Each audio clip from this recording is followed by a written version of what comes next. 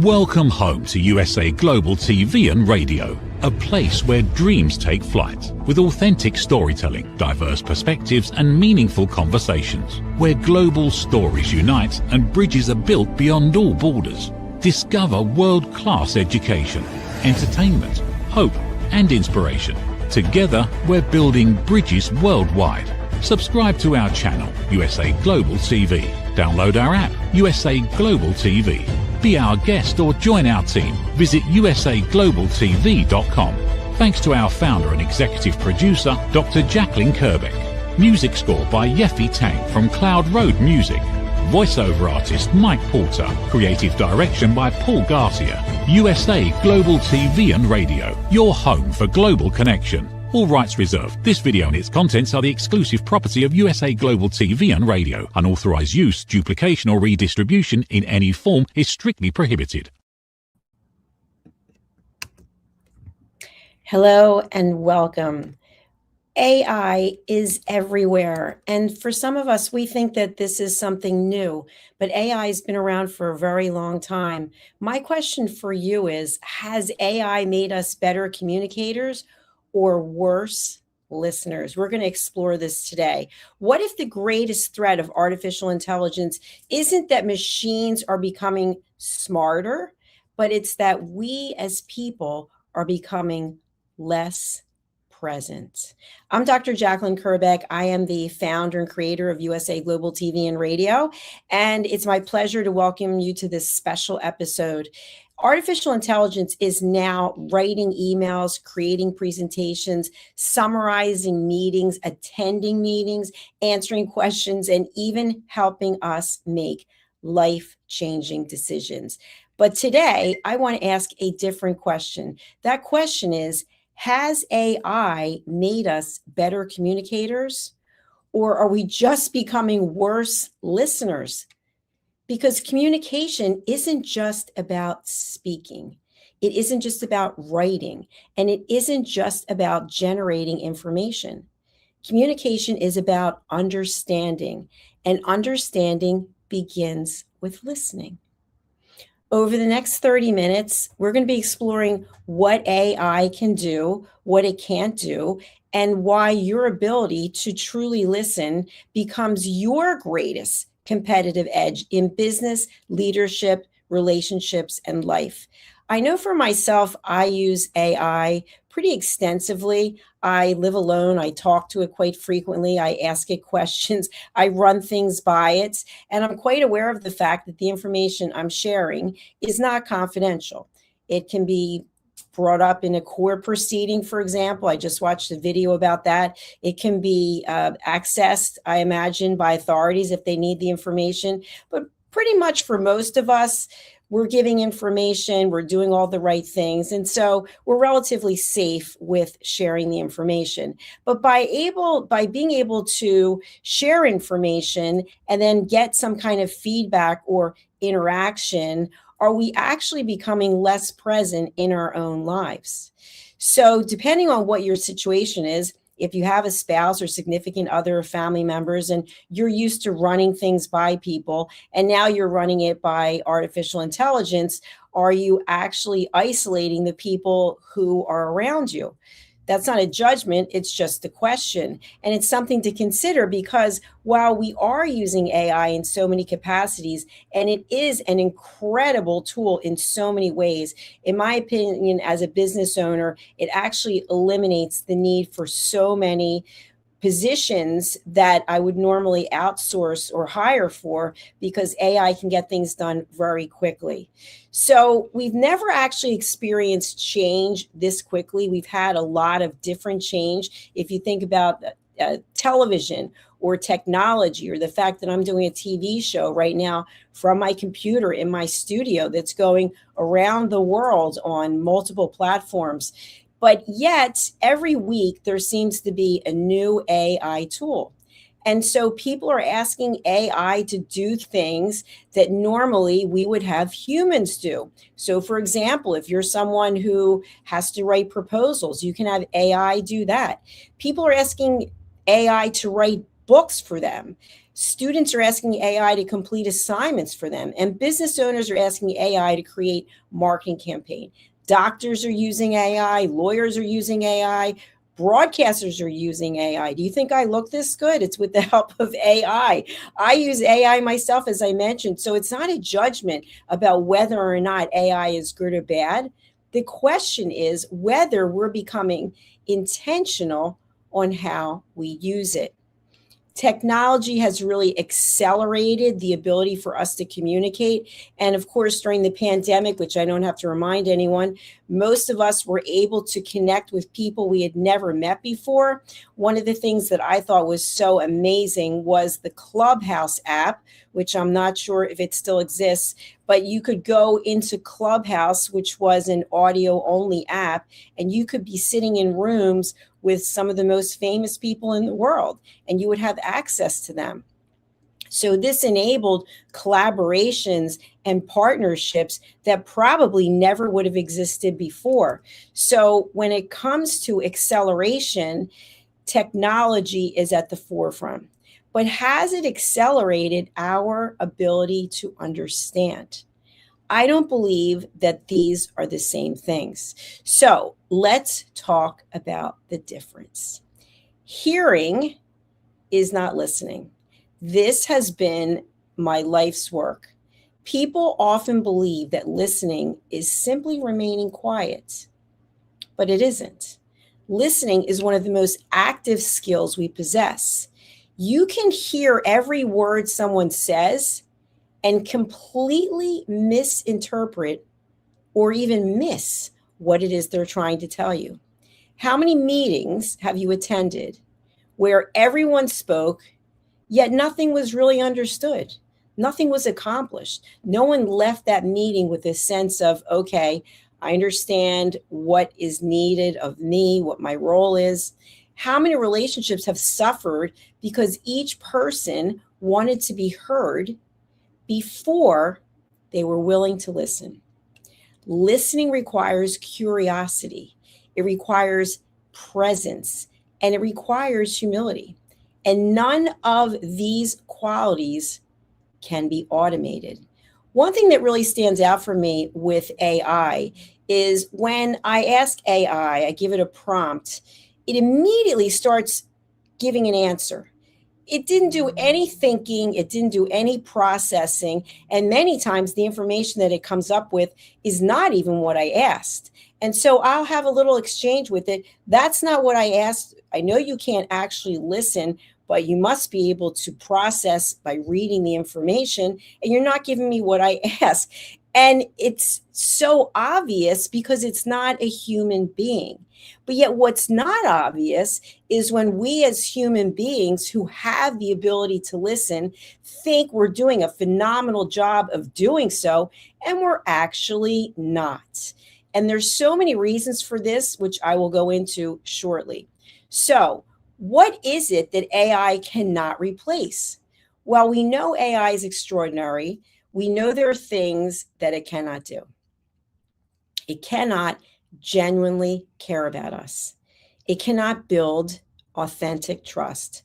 And it can't sit beside us when we are going through grief or other meaningful human presence. And I'll give you an example. So for the last 9 evenings, well, except for last night, let's say 8 evenings, I had violent back spasms. My back would just lock up, and it came out of nowhere. I couldn't even breathe, and I had to process whether or not I thought I could actually get to my car so I could drive to the hospital. And so when the spasms slowed down a little bit, I got my phone and I reached out to AI to share what was happening. And so AI is processing and giving me all this information, but it couldn't hold my hand. It couldn't tell me it's okay. Basically, it brought up a lot of things that were alarming about what could happen. And it couldn't give me what it is that I really needed. I really needed somebody to hold my hand and say, you know what? It's okay. I'm here for you, whatever it is that happens. But yes, it can give us a plethora of information, but that's not what we always need. And it's the same thing when we're having an exchange with someone. we have so much information we want to share with someone, and that person, instead of listening, wants to fix us. They want to tell us what needs to be done. They want to judge us. So while AI cannot replace compassion, and it can't replace wisdom, and it certainly can't replace human connection, these are human qualities. But as humans, we're not actually taking the time to process how someone is feeling or what it is they actually need from us. And these are qualities that we value every day. And every day that goes by, that compassion and that human emotion and that understanding is something that becomes more and more valuable. So, my question for you is, are we outsourcing our thinking? I mentioned to you that I'm going to use confer with AI on a regular basis. And I think this is pretty common for someone who lives alone, works alone. I have a huge team around the world, but I am basically alone. So instead of picking up the phone and calling someone, I will ask AI various questions. And what I found that's so interesting is that AI can express itself in ways that are judgmental. So from humans, this is pretty common. If I say something to you, I like something this way, you might like something that way. And so there's a natural divide, 50-50 around the world, depending on how you feel about various things. But yet AI can still take a position of, I don't agree with what you're doing. I wouldn't recommend what you're doing. Even if we don't ask it, it gives its own judgment and opinion. And so from a human perspective, we have to be better than that. We have to be able to keep our opinions to ourselves so that we can foster a safe environment for people to share. So we don't expect that from artificial intelligence because it's not a human. So are we using AI as a tool? Are we allowing it to become a substitute for thinking? When was the last time you sat quietly with your own thoughts before you either asked AI for the answer or you asked a human for the answer? We're so busy looking for answers outside of ourselves that we actually are empowering AI and also other people to provide external validation instead of taking the time to think and process what could be happening. So I'm going to go back to my situation with the back spasms. And this, again, is something I have never experienced before. I work out at least 6 times a week. I do no stretching, zero. I did yoga for more than 20 years. I don't do any yoga. I don't do any rolling. I don't do anything except work out. And so when these violent spasms were happening, I had to calm myself down, focus on my breathing. And when they started to release a little, I started thinking to myself, well, what could this be from? Well, obviously, if I'm working out and working out at a very high level and I'm not stretching, and I'm not doing anything to help my body recover, my body could be sending me a message. And the message is, this isn't working. We need to find a way to have our muscles relax. But yet when I went to AI and asked AI, it came up with all these things. You could potentially be having a heart attack. I would get to the hospital right away, call 911, all this information. And so what's interesting is that as humans, we also do something similar, which is we no longer are listening and instead we are talking. So if I had called a human being on the phone, which I couldn't, it was the middle of the night, that person might have said, I would get to the hospital immediately. So I would still have to process the information. And what I'm asking you is, how much trust and faith do you have in yourself and in your own judgment? Or are you constantly, regularly outsourcing your decisions to artificial intelligence or to other people? This is a very important question, because what ends up happening ultimately is we do not trust ourselves. So if we can't trust ourselves and we're constantly looking outside for validation, then the next decision that comes along, we will be second guessing ourselves.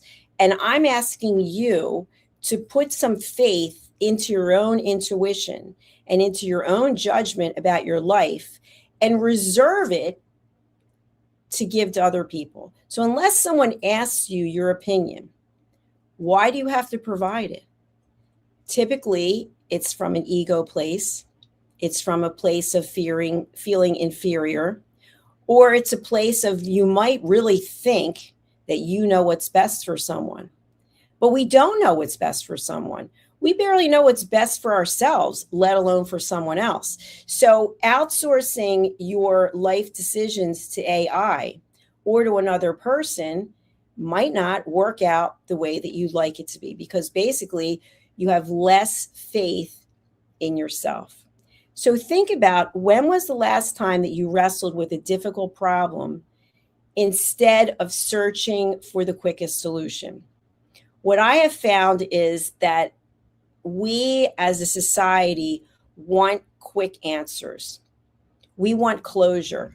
We want to know that whatever it is that we're dealing with, we can just get out a mop and a broom and clean it up and get rid of it. But what if the journey is in walking through whatever it is that's coming your way? However, we then go to AI and give AI all the information. I've done it myself many times. Here's what I'm dealing with. What do you think I should do? So if we, again, are not listening to ourselves, our own listening skills, our own trust and faith in ourselves is now going down the drain. It's becoming less and less. And I like to think of it as a shrinking person. You know, you're a certain height because you are proud, you are confident, you are successful, you believe in yourself, and then you start giving away little bits of pieces of yourself. And so whatever your height is, you're eventually becoming smaller, where you're not even standing up straight. You know, when you see a confident person, they're standing up straight, chest out, shoulders back, or you see someone who's a little hunched over, they don't have back problems, but they don't have the confidence. They've been beaten down by life. Well, I'm suggesting that we take a step back, literally, and we believe in ourselves, in that intuition that we have, that gut feeling that tells us if we're on the right path or we're not. And if and when we make mistakes, which we all do, we look at it as an opportunity to learn. So if you're making your life decisions, everyday decisions through AI, I'd like you to rethink it. Why is it that you are trusting this entity that we know is not confidential? We don't know where the information goes. In fact, I was watching this video, and I'd like to give this attorney credit. I can't think of her name, but I was watching this video that she did. And basically, even when you delete your chat threads with AI, they're never actually deleted. It's almost like text messages, emails, somehow they can be found. So why are we giving these major life decisions or day-to-day decisions to something or someone else? Let's start to listen to ourselves. Let's start to bring things within. When something doesn't go your way, let's start to process it. And I like to look at it like this. What is the solution? So when I told you about these violent back spasms, what I decided to do, again, because I wasn't going to call someone, and if I called someone, who would I call? I probably would have called 911. And then I was processing how they would get into the building and how they get to my floor, and they'd have to break the door down. And so I thought it's a no-go. So I started saying to myself, well, clearly I can't sleep in bed, because as soon as I sleep, it starts. So I decided to lower myself into a chair. And I actually got a decent night's sleep or two in the chair. And then what I did was I started asking experts, people who have experience with back spasms or muscle spasms, training people, people who actually know something. They might have experienced it themselves. Hey, this is what I've been going through. What would you do? That's very different than calling your mother, your brother, unless they are trained in this area, or asking AI, what do you think I should do? Doesn't know. It's going to give you a myriad of information, just like if you Google something. But should you make your decision based on that? I suggest no. I suggest you ask experts and then you evaluate. You go with the gut feeling. Does this make sense to me? Does this resonate? Is this something I am willing to do? So in my case, thank goodness, it has turned out very well. I got some very good coaching from experienced people, and I feel like I am on the right path. And I know now I've got to take a recovery day, which it's very difficult for me because I'm an A-type personality. Go, go, go. So the thought of taking a day and stretching and rolling, going to the sauna and getting a massage, these are all things that they're nice, but I don't really feel like doing it. However, I'm changing my thought process. I've decided that. I've decided that I cannot keep pushing my body without giving it any recovery. So think about your relationships. Think about how you push them or they push you. Maybe you're in a situation right now where you've got a lot of stress in your life and you have a partner, a significant other, family members, and between all of you, you are highly stressed. So think about what could you do so that you could minimize your own stress. And some of that might be just a suggestion. Instead of running everything by your partner, I'm not suggesting you keep secrets. I'm suggesting that you start to think of things and process things yourself first. And then maybe you say, hey, by the way, this is what's been going on, and this is what I've decided to do. That's a very different conversation than what do you think I should do? Because the more people we ask, and I've seen this, you get all different answers. And then you're kind of like, well, 7 people said to do this and 5 people said to do that. And you don't really know what to do. And now you've involved all of these people into your life about making a choice. Guess what happens? Then you make the choice and the people who weren't supporting you are like, oh my gosh, I can't believe you did that. Now they have judgment. Or the people who were supporting you but don't think you should have done it the way that you're doing it, now they're unhappy. So you've created additional aggravation for yourself as opposed to thinking it through. Does it make sense to use artificial intelligence to do research? Yes. But what I like to say is I like to have peer-reviewed information. So when I got my doctorate and I had to write my thesis, it was all based on peer-reviewed information. So there are actually people who have done studies. Now, will AI cite studies? Sometimes, but sometimes I find it just comes back with information. It's like, well, where did you get this from? Thinking, and then it comes back. Why didn't you reference them in the first place? You could go back and forth. It's just wasting time. So do the research yourself, especially if you have a medical condition. Don't just rely on calling your friend, phone a friend, or go to AI.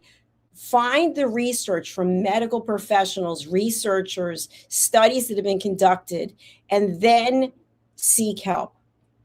Obviously, if it's an emergency, you want to get yourself to the hospital. Even in business, there are people who are experts, people who've experienced what you have experienced. So why are you going to ask your best friend who's not even in business what it is you should do? If you're going to write a book, why are you going to put it out to social media for people to decide what cover you should use in your book? How do they know? Everyone has their own preference. In fact, earlier today, we had an excellent show, Ahead for Business, and we were talking with Kevin Perlmutter and Al Cini about branding. And I've seen people have logos created for their business, and they put it out on social media Which one do you think I should use for my business? Pick A, B, or C. So are you really going to put the potential success of your branding out to the general public who has no idea what your business strategy is? Are you going to give it to AI to determine what your business strategy is? Or are you actually going to put some thought into it? And that's where I'm going with this. It isn't easy to make major decisions. It's easy to make everyday decisions. Should I have a cup of tea? Should I not have a cup of tea? Should I go to the gym? Should I not? These are decisions we have to make all the time. But when it comes to decisions that are really important, that really circle back to listening, are you listening to yourself? Or your listening skills worse than they were before because now you have more tools? And what you really need now is tool management, because you're going to find at some point there's so much information available, and yet you're wasting your time because you're unable to make a thoughtful, well-researched decision that you are in alignment with. So when you're in alignment with whatever choice it is, then you realize, I decided I'm going to do this. This is the direction I have decided to go in. Many people might not support you. Maybe everyone will. Maybe no one will. But the bottom line is, it won't matter because you made the decision. One of the things that I think is really important when it comes to branding, USA Global TV and Radio, we started 5 years ago, and we actually started as Rapping with Dr. Jacalyn. Completely different. I was on the radio, and I had a TV show that I was hosting in person at a television network, and it was just me. And my dad was really important to me, and we used to pull our chairs around him. His name was Jack, and we would talk to him about boys and about life, and it was like rapping with Jack. So that's how the whole idea of Rapping with Dr. Jacalyn came about. But then when people started coming to me and saying, I want to have my own TV show, it was so much bigger than me. And now we have 28 different TV show hosts. We have 60 shows. We're in 60 countries, and it's not about me. So the branding had to evolve, and I had to take a step back, because it's not just about Dr. Jacalyn. It's about all the people who grace this stage, who have television shows, who are guests. And so I had to listen to my intuition, which was, we need a separation between Dr. Jacalyn Kerbeck and whatever this television network is going to be. And so now I am a host on this television network, and I'm the executive producer, but I'm not the whole network. We have, as I mentioned, 28 hosts, and we've got marketing people and search engine optimization and distribution. It's much bigger. So I followed my own intuition as opposed to what other people were telling me to do. Keep your name in there. Well, USA Global TV and Radio does not have my name in it because it is much bigger than I am. And if you see the logo right there, you'll see elevated listening, which is something that we practice here and something that I teach. And part of the reason why I wanted to do this show. We have this tool of AI that we can use in so many ways. And by the way, it's been around for a long time. My father passed away in 2012, and he was always talking into the phone, asking it to look things up. So it's been around for a long time. But how we use it and what we expect from it are different, because now everything is instantaneous. I need this, I need that. I remember when I was in corporate and we were going on presentations to some of the biggest companies in the world, and we had one group of people who would work on the presentation deck, and we might have 65 slides, but that was Bob and Sue's job to give us the slides. And now you can use AI to come up with a deck literally in minutes. Of course, you're going to have to review it, and it makes all kinds of mistakes and go over it again and again. But the question is, does that deck represent what it is that you want to get across? It's now tied to you. So how confident are you in what this artificial intelligence tool produced for you? Are you even reviewing it? If you're having it send emails, is it your voice? Are you proud of whatever the message is that you're conveying in that email? Or are you just looking to get it done?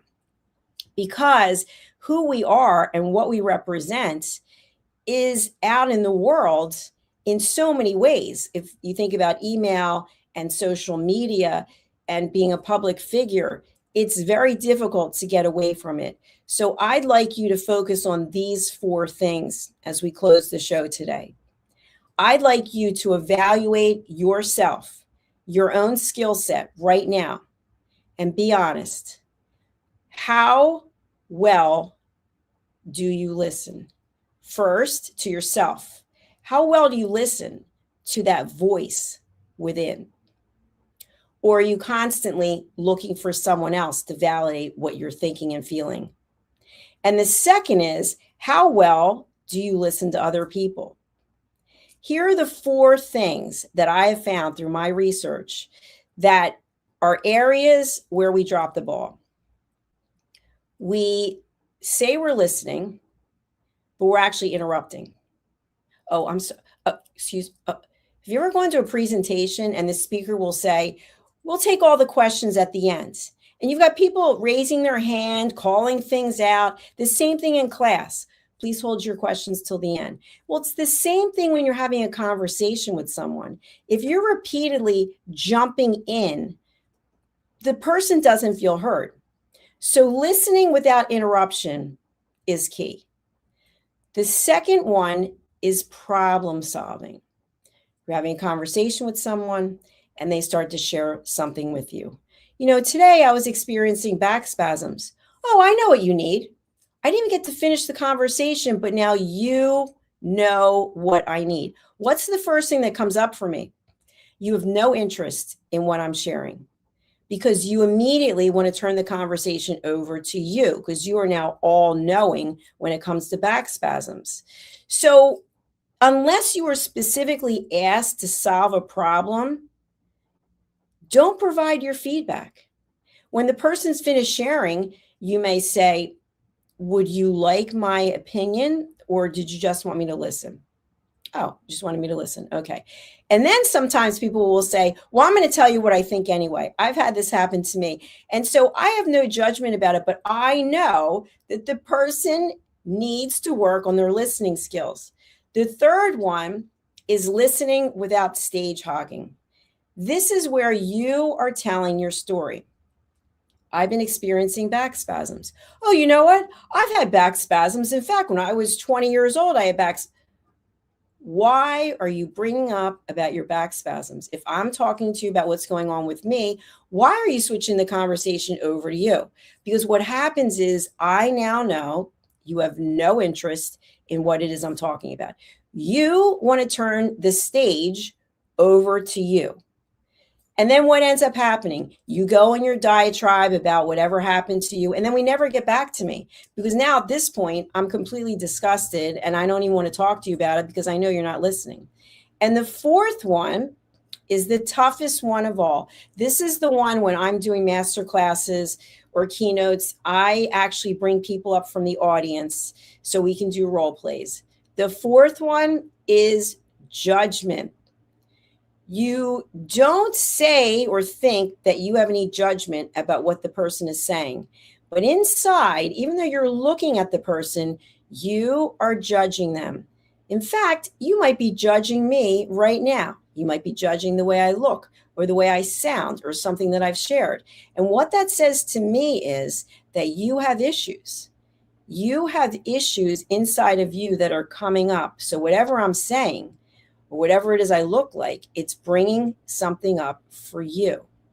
So if I were to tell you that my favorite color is blue and you absolutely hate blue, in your mind, you're thinking, yeah, I hate that blue. I hate that blue on her. I don't know why she's wearing that blue. And it just starts going on. And that's something simple. But when you think about politics, world affairs, major life issues, usually people stand on one side or the other, and they are more than happy to completely rip you apart because you think a certain way. But yet they think that they get to think the way they do without anyone saying anything to them. And then you have people butting heads.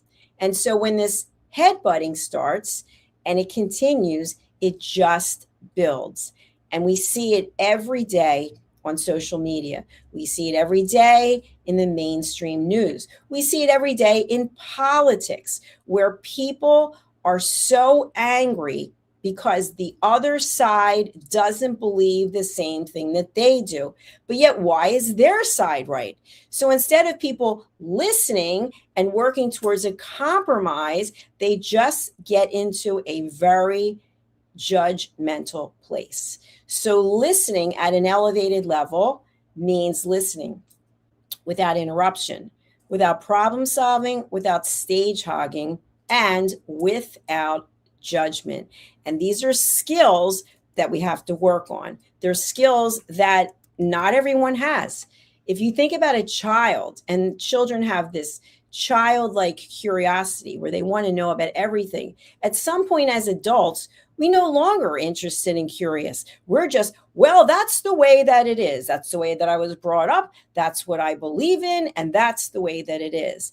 And therefore, you have people at a standstill, at a stalemate, instead of saying, you know what? I want to understand how you think. I'm interested to learn. Maybe I'll change my position. Maybe I won't, but maybe I'll learn something. And the key is the learning part. So what I'd like to impart upon you today is tomorrow morning, when you begin your day, will you spend more time asking artificial intelligence for questions or asking another human being meaningful questions? Or will you spend some time sitting with whatever it is you're working on and processing it yourself? Giving yourself that courage and that support to say, I am enough.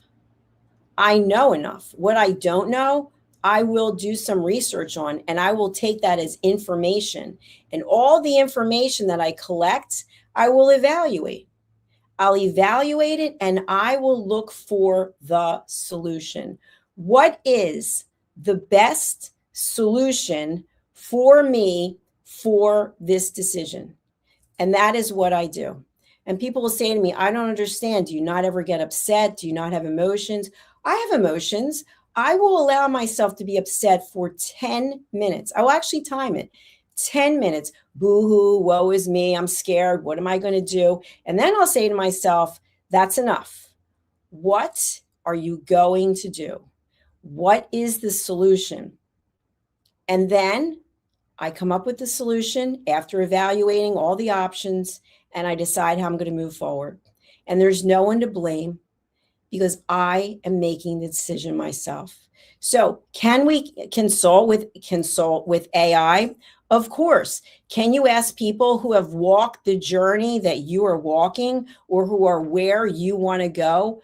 Absolutely. But randomly calling all of your friends and family members, putting things on social media, that's not going to get you the result that you can live with. Because to me, the most important thing in life is having peace. It is peace of mind. It is living in a calm state where I know I'm empowered to make decisions. And whichever way those decisions go, there will be a learning because it is a journey. People want to race to get to the end. I've got to get this. I've got to get that. What about the process you go through in order to get it? Because if you don't enjoy yourself along the way, that accomplishment will have very little meaning. And you will be right on to the next one. And you'll sit back and say, you know what? I spent all my life ringing the bell. I spent all my life getting the gold stars. But was I truly happy? How happy are you right now? How happy are you with your life? Are you looking for someone to come along with a magic wand and make it all better? Because they're not coming. It's just a bunch of noise and distractions. The only one who can make you happy is you. And you don't have to wait. I know people will say, well, I'll be happy when the kids leave home, or I'll be happy. No, you won't be happy. Then it'll be something else. You've got to be happy right now at this moment. Look around, find something for which you are grateful. Because I promise you, there's somebody else who doesn't have what you have and would love to trade places with you. I remember an expression my mother used to say, if everybody threw all their problems in a pile, you'd want to walk away with your own. So walk away from this episode saying to yourself, I am enough. I believe in me. I choose peace, and I am grateful. When you are practicing gratitude and you are happy with where you are instead of waiting for the next fabulous thing or until someone does something, you will always be disappointed because it will never be enough. So, has AI made us better communicators or worse listeners? I think we have a choice because it's ongoing. Every day we get to choose. So I'm asking you to choose to be your own best listener. I'm asking for you to be a good listener for other people without judging them, without expecting anything from them. They're going through their own set of circumstances. And so no one is right and no one is wrong.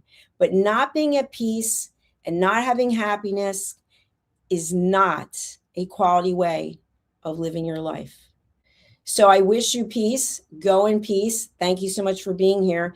If you haven't done so yet, if you'd please subscribe to our 2 YouTube channels, USA Global TV and Radio and Dr. Jacalyn Kerbeck, I would really appreciate it. And I know that our team would as well. And I'm going to close out with a promotion from one of our team members, Mr. Red O'Laughlin, who's written a really amazing book. It's called Aging Sucks and the Guesswork, There is Hope. I highly recommend this book. I've known Red for 5 years now. He is a high quality stand-up person who knows a lot about longevity. And this is not a longevity book, but it does talk about the hallmarks of aging. And so take a look at this. You can order it on Amazon. What if many of the problems we associate with aging are not random? What if there are identifiable causes behind declining energy, chronic disease, and memory problems? We have been told that aging is simply something we must accept, that slowing down is normal, that growing older means growing weaker. But what if that's only part of the story? Why do some people remain active and engaged well into their later years? Why do others struggle with disease, fatigue, and declining health? What is happening beneath the surface? What processes drive aging? In Aging Sucks, researcher, educator, and author Red O'Laughlin explores what researchers have discovered about why we grow older. No medical degree required, no confusing jargon, just clear explanations of what researchers have discovered about the processes that influence aging. You cannot stop aging, but understanding its causes may help you make better decisions about your health, your future, and your quality of life. Because understanding comes before action. Action creates hope. Aging sucks. End the guesswork. There is hope. Every great story begins with a vision. At USA Global TV and Radio for years, we've been providing world-class education, entertainment, inspiration, imagination, connections, and hope. Most people don't stay to watch the outro or the credits, but it's the people behind every success, behind every breakthrough, and behind every unforgettable story who matter. The TV show hosts, our guests, our sponsors, our publicists, our production team, our distribution team, our search engine optimization team, and so many more. You're the ones who make the difference. Every great story belongs to the people who bring it to life. Our future looks bright at USA Global TV and Radio. And that's because of you, our loyal fan base, all around the world, in more than 60 countries. Together, we're making a difference because you matter. USA Global TV and Radio, live streaming to over 60 countries. Voiceover, Dr. Jacalyn Kerbeck. Video production and direction, Paul Garcia. Subscribe to our channel, USA Global TV and Radio on YouTube. USA Global TV and Radio proudly presents Tracy Cram-Perkins, a dementia caregiving survivor teaching how to balance care with peace of mind. #1 resource for dementia caregivers. It's the book Dementia Home Care: How to Prepare Before, During, and After. Over 17,000 copies sold of this must-have guide. And now a testimonial from Tracy Smith. If I was to describe this book to someone who is going through a similar situation, I would underscore how important it is to have some sort of a tool or a guidebook to help you through certain stages. And there's so many, it's such an unknown topic to the average person. And to have this as a reference is essential. It's going to help you get through it personally, as well as help your loved one manage. To learn more, go to tracycramperkins.com. Tracy Cram-Perkins is an award-winning author. She's also the host of Dementia Home Care television show. Watch it here on USA Global TV and Radio. Thank you, viewers and listeners of USA Global TV and Radio, for joining us today. We're honoured to have your time and attention as part of our global community. At USA Global TV and Radio, we believe in the power of authentic conversations, meaningful connections, and creating a world of possibilities together. Want to be part of something bigger? Join our team of elevated listeners at usaglobaltv.com, a space where your voice matters and your ability to listen transforms relationships. Stay connected with us across all our platforms for thought-provoking discussions, expert insights, and empowering stories. Subscribe to our channels at youtube.com/c/USA Global TV. Follow us on social media and explore the endless opportunities we're creating for growth, learning, and inspiration. Together, we're not just broadcasting, we're building bridges and changing lives one conversation at a time. For inquiries, contact us at info@usaglobaltv.com. Produced by Executive Producer and Director Dr. Jacalyn Kerbeck. Voiceover by Mike Porter. Creative direction by Paul Garcia. All rights reserved. Visit usaglobaltv.com to view our full terms and conditions.